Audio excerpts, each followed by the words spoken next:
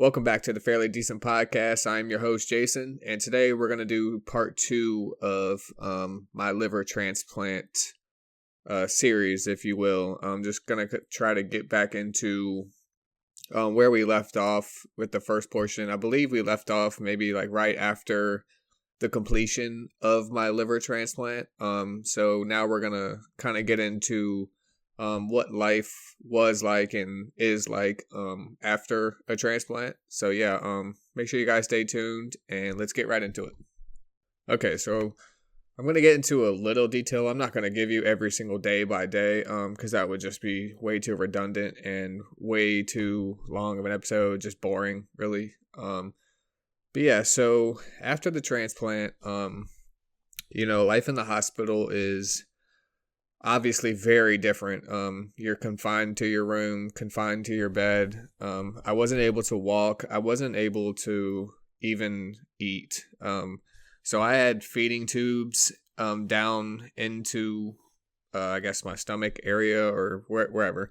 But so I had feeding tubes and I was really not liking that. Life after the transplant was, I would say, somewhat harder almost, just because you're trying to reestablish and adjust to a brand new yourself, really. It's kind of hard to explain, but yeah, I mean, you wake up and you're confined to this bed. You have tubes running all over the place. You can barely breathe. It's not a comfortable position to be in. So I spent quite a while like that, and I guess after a couple weeks or so, I got some rehab doctors, not addiction rehab, like physical therapy rehab doctors that really did an excellent job in kind of teaching me how to walk again, how to just move again, because my body was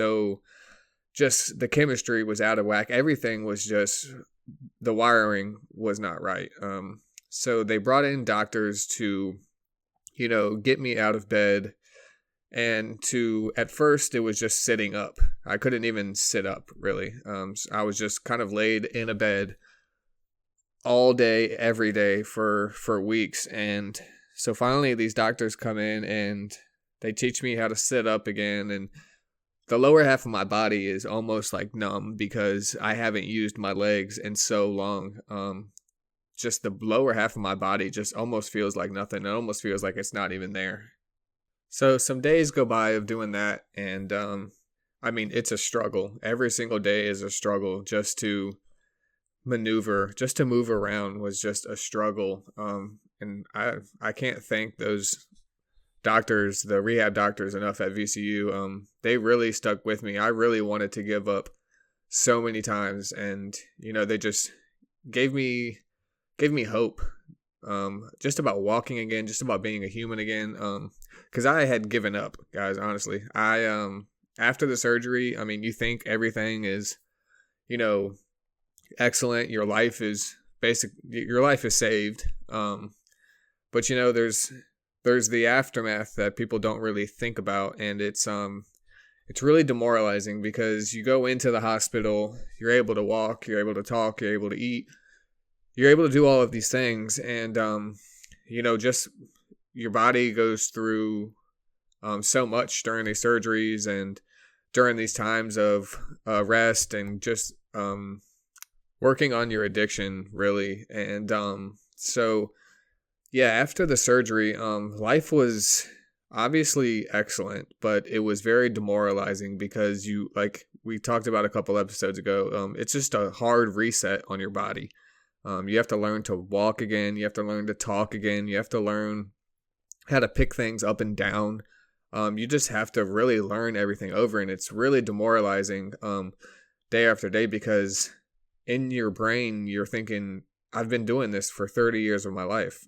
Surely this cannot, what is going on? And, the simple things like walking, I remember after I was able to sit up and do that kind of stuff, the next step is walking. And I remember thinking to myself on the day that we started walking, I remember thinking to myself, like, this is a joke, right? Like, I'm walking. I mean, I've been walking for my entire life. This does not need to be relearned or whatever. And so the doctors come in, and I'm excited. They're excited, because to me, it's just walking. Like, I'm just going to get up and walk. It's not that big of a deal. But yeah, the very second I put any weight down on that leg, body straight to the ground, just completely collapsed. Legs had no strength, no nothing, just completely collapsed to the ground. And that happened for probably like 10 to 12 days straight. I would try to stand up, collapse, try to stand up, collapse. So that really became, again, like demoralizing, and just really put me in a state of like, I just wanted to give up again. Because again, you think you just had the surgery and everything's going to be perfect now, but it's a really, really long and hard road, to get back to just normal every single day life. And this is all still during a time when I had tubes down my throat. I couldn't talk. I couldn't do anything. So really all I had was my hands to kind of express what I'm saying and just to mumble. And, they tried to give me a sheet of paper to write down like what I'm thinking or trying to say. And I couldn't even hold the pencil. I mean, the brain mechanics were just, they weren't wired correctly still. And I had to relearn everything. So yeah, like I said, it sounds like, oh my God, you have this surgery and, you wake up and everything's just going to be perfectly fine. But the reality is I woke up and I couldn't talk. I couldn't walk. I couldn't drink. I couldn't eat. I'm connected to all of these machines, and, life starts at square one again. And as an adult, I feel like that was the hardest part, is just, you think you're grown and you think you've been through so much, and that this should be no problem, but it turns out it was the hardest thing I've ever had to do in my life. I don't care how old you are or how strong you are, going through something like that kind of surgery or that kind of setback is next to none. It's easily the hardest thing that I've ever had to do in my entire life. And so fast forward a little bit, I'm able to walk a little bit, not far, maybe just 10 to 15 steps was our goal every single day. As long as we can get those 10 to 15 steps, just get my legs at least moving a little bit, everything's going to be okay. So to fast forward a little bit, I'm walking a tiny bit, like I said, and I still have tubes in my throat. I have the ones out of my mouth enough to where I can talk. But I'm still not able to eat, and I'm still not able to drink, because I have these tubes in my mouth. So after weeks, it must have been weeks, these tubes finally get removed. And I remember on that day, I'm thinking to myself, everything's surely going to be good now. I can talk. I can express exactly what I'm trying to say. I can let people know how I'm feeling, this, that, and the third. And again, that wasn't the case, because I wasn't able to chew or swallow things.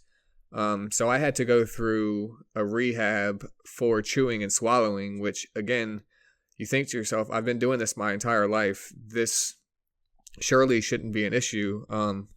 But because of how my lung was acting at the time, and just from the surgery in general and all that, they weren't comfortable with me chewing and swallowing food, because if any of it gets caught along the way, I could choke and die.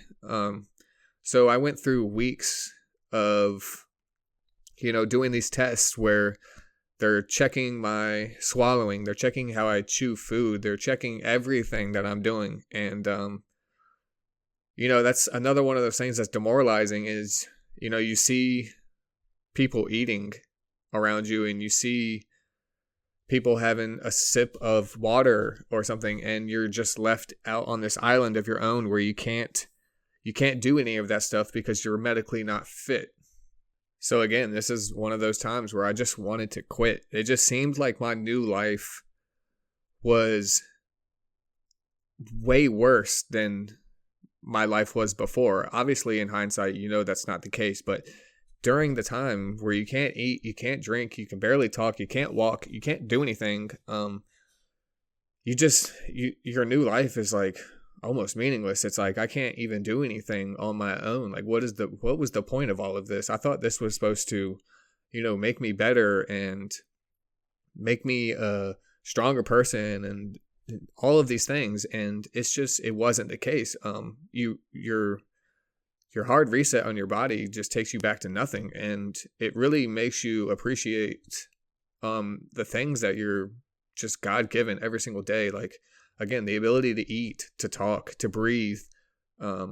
These are things that I just don't take for granted anymore, because I went weeks and weeks and weeks with no food, or food from a tube rather, and not being able to really drink water, or like, obviously I had water, but it wasn't on my own control.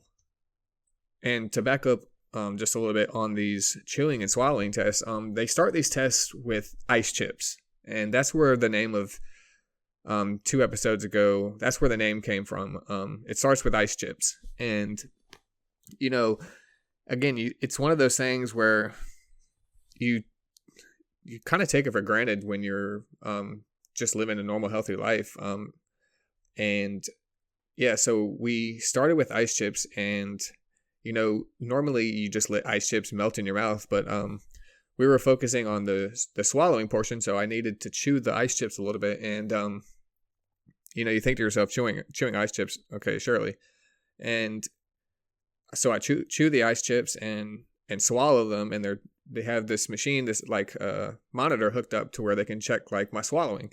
And right away the doctor is like, no, swallowing is not good enough. Like, we're back to like baby sips of water. They don't think I'm able to eat like real food or anything yet. So again, you go back to square one. I can't even eat. So that went on for a couple weeks, and I remember I was getting there's like a line that they have, kind of like a graduation line, and I reaching this line almost every single time. Every single time they test, I'm like inches away from this line of being able to like go eat food. And so, they kind of hype you up at the beginning of it, like, yeah, next time you should be able, to eat food. Next time you should be able to eat food. Next time. Well, the next time turned into like 8 or 9 or 10 next times. And like I said, it just becomes demoralizing. So I just stopped caring. I really did just stop caring about getting back to a normal life.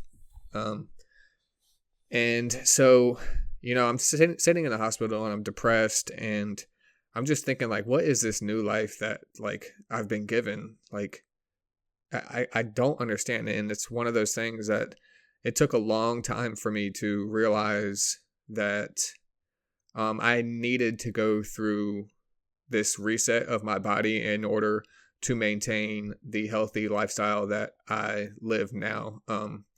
Because a lot of what addiction is based on is habits. So getting out of those bad habits was hard for me, and starting new good habits was 10 times harder. But yeah, so back to it. I remember the day that they told me I could eat food. They wheeled me into I believe it's a pathologist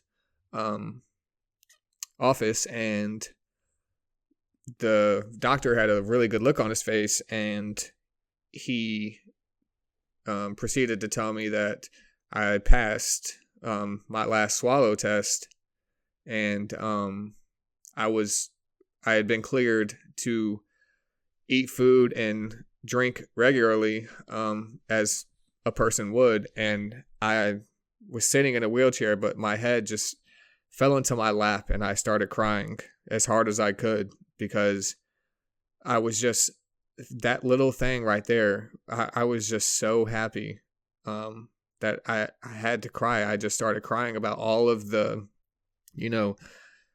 from day one of waking up after surgery, I just remember all of the hard times of not being able to, like I said, walk, talk, eat, drink. All of those emotions just came out at once, and I sat there and I cried for maybe 5 or 6 minutes, and the doctor just let me cry because I think they knew how hard I was trying and how much it meant to me, that they just let me cry it out until I'd kind of, settled down, and they wheeled me back. But yeah, that's going to be a day that I won't ever forget, just because of the feeling of just something as so simple as eating food and drinking water like a normal human being again. That's just something I will never forget. So all of that gets settled, and so now I'm kind of living a normal life in the hospital. And when I say normal, I mean for me, what was normal at the time. And the hospital really became my new home. It did. I just don't know how to explain it. I didn't think I was ever going to leave there ever again. I kind of got into the mindset of this is my home and I'm going to make the best of it. So my attitude really changed once I was able to eat and drink again. Yeah, like I said, my mood just went from giving up to I'm going to push as hard as I can, because even if I'm going to be here for the rest of my life, I'm going to make the rest of my life as good as it possibly can, whether I'm in this hospital or not. And that really, along with my therapist, that really changed the trajectory of me getting out of the hospital. Once that kind of mood and that mindset was instilled into my brain, that was the turning point for me, and everything started changing from there. Every test, every lab work, everything in my body just turned to the good. So my average day in the hospital was so much better than it had been before. And so now about this time, my average day in the hospital was a wake up at usually between 5 and 5:30 in the morning, to take my weight, to take my first set of morning medicines, and to also give blood work or get blood work done for the morning. And then lights go back off, and you can either go back to sleep or you can do whatever you do in the hospital, look on your phone, look on your iPad, watch a movie, something, whatever. And then the doctors come back in around 8, I would say. And that's when you get the team of doctors. Every specialist that is assigned to a different portion of your body is in there, and they're all in there at one time. And everybody's talking to one another, and, you kind of just sit there and you try to listen to what they're saying. But it's just chaos, and at least for me, my brain couldn't just focus on one thing. I was so focused on, the stuff that was coming later in the day, like the walking and just getting out of the hospital. That was always my goal every day. What do I need to do today to get out of the hospital? But yeah, so the doctors are there, and they're talking, and then they just leave. Honestly, they really give you really no answer to any of the questions you might have. Yeah, so they kind of give you a very, very small rundown of what's going on and what is going to happen next, and then they just leave. And about this time is when you take or at least for me, took my my full morning medications, which at the time was a lot. I'm not even going to get into all of the medicines that I was taking then and taking now. It's just too much. But yeah, so after that, your day is kind of yours up until lunchtime. And they just want you to eat. That's their main goal, is after they get you on a diet plan, they just want you to eat. They want you to eat as much as possible, and that's it. Because at the time, I had lost, I want to say, at least 12 to 15 pounds. And y'all already know me, I'm skinny. So for me to lose that much weight was not good. That was even more of a setback, back to square one, was regaining weight that I already couldn't gain in the first place. And so that's what I tried to do. I just tried to eat, and my appetite was not that great, just because of all the medicines and just because of all of the stress, and your body just really doesn't even have time to eat. It doesn't even have time to process that you're hungry, just because every day is so much information and so much self-thinking and just a lot. So my body didn't really even have time to be hungry. So I kind of just had to force it. Whatever I could force, I just forced it. And then about usually between the hours of like 12 and 3 is when you get your rehab doctors, you get your specialists, you get everybody who is really on a one-on-one type situation. You get those doctors between then, and that's kind of like for me, it was like recess or like just playtime or something, like, because you sit in the bed so long and you just like think like, God, I just want to get out of this bed. I just need to get out of this bed. If I can do anything to just get out of this bed. And so that was like my time to get out of the bed. And I eventually got to the point where, I was walking around and not just taking 10 or 15 steps. And, that's another one of those milestones that I talk about when I say set yourself small achievable goals to reach a main goal. So that was kind of one of mine, was just take the 10 and 15 steps and turn it to 20, turn it to 30, turn it to 60, and that, and then turn it into just being able to walk around. Even if you have to have assistance, even if you need a walker, just get up and do as much as you can. Don't push your body to limits it really can't achieve. Make yourself small achievable goals in sight of the real goal. Yeah, and that's basically how I spent all of May in the hospital. And I think I'm going to wrap it up there, because I am going to do a third episode of this. And then the next one, I'm going to talk about some things post hospital and why I decided to keep this under wraps for as long as I did. I'll get into the next episode, along with some other advice or some things to just hold on to if you're going through something like this, or if you know somebody who's going through something like this. I also want to say that if you do know somebody who's going through something like this, or if you yourself are going through something like this, you guys can always message me. All of my social media platforms are always either at FairlyDecent or at FairlyDecentPod. Please reach out to me if you guys need to, if you're comfortable. I'm not going to tell anybody. This can all remain anonymous. I just want you guys, if you need help, to get help and to know that you're not alone. In this situation, you really are not alone.